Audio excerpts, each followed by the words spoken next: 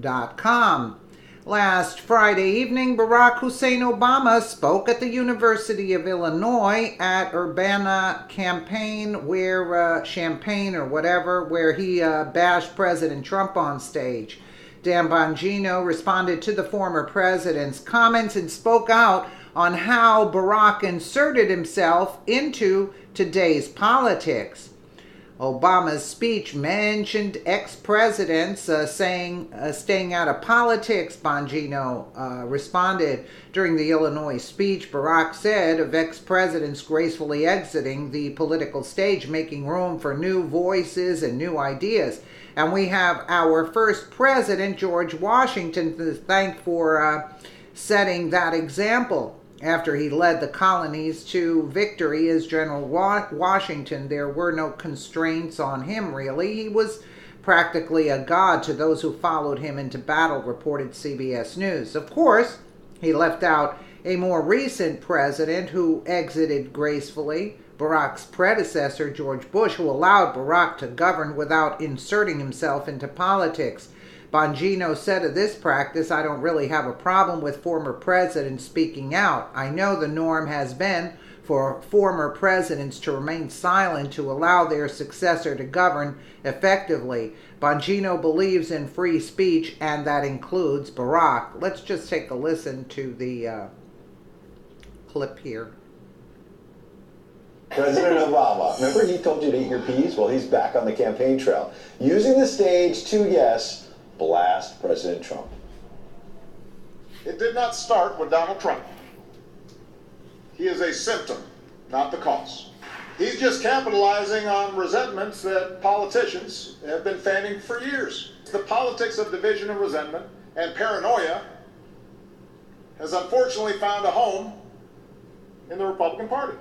Here to react, former Secret Service agent and author of Spygate, Dan Bongino. Congrats on the new book. We look forward to reading it for sure. I'm sure it will be a big success. Dan, he wouldn't even call him President Trump. Of course, it's Donald Trump. They want to delegitimize him at every moment. You watched President Obama, former President Obama's speech. What do you make of it? You know, it was disgraceful. I mean that. It really was. And let me be clear on this. I don't really have a problem with former presidents speaking out. I know the norm has been for former presidents to remain silent and allow their successor to govern effectively. I really don't have an issue with that. There's no rule about that. It's a constitutional republic, and Barack Obama is a free citizen. What was disgraceful about that is Barack Obama was one of the most divisive presidents in American history, Pete, constantly relying on identity politics to put people into boxes the Democrat Party chose and Barack Obama highlighted, and then sicking them against one another. Remember, when Barack Obama left office, upwards of 60% of people said the country was headed in the wrong direction. And one of those reasons was not just the economy, it was the fact that people were tired of this constantly throwing the flames on this fire of racial division in the country. It was a disgraceful episode. You weren't ready for him, if you recall.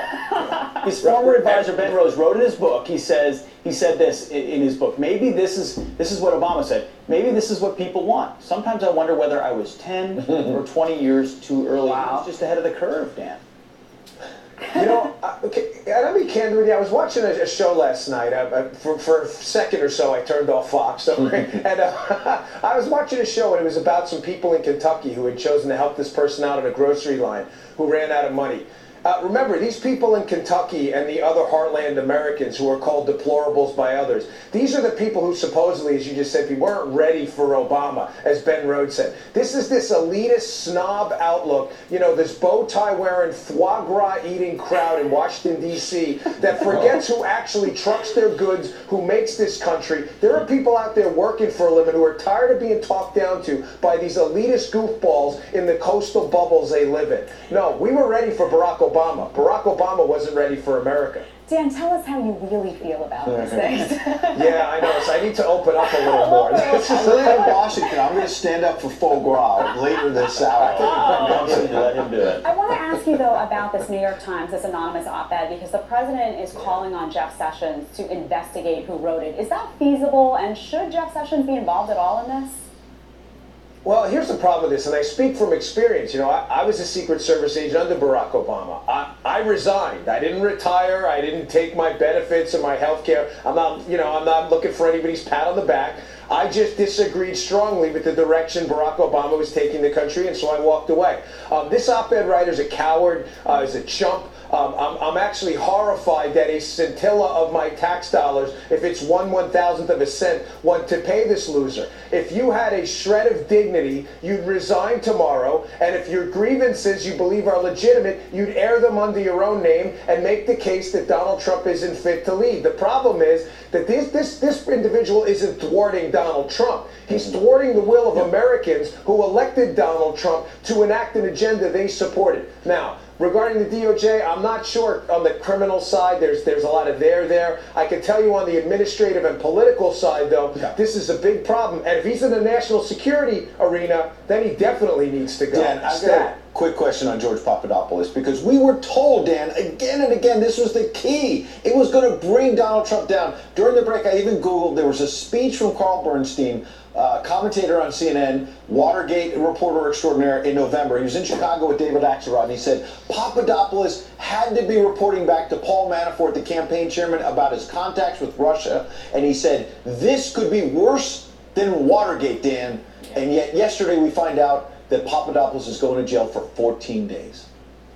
14 days, Ed. And then we find out, too, as John Solomon's been reporting at The Hill vigorously, that George Papadopoulos wasn't even interviewed for 6 months after the FBI learned about this guy who supposedly played an integral role in the collusion scandal. This is the biggest scam in American history. We're all being played for suckers. And if you believe in this collusion hoax, I strongly suggest you seek an intervention or professional mental health immediately. All right. You know, one man in the military, we call it, probably you too, 13 days in a wake-up. It's not even 14 days. That's all he got in the clinic. All right. Dan Bongino, we have a leader right there. We can't top that right now. Yeah, you gotta love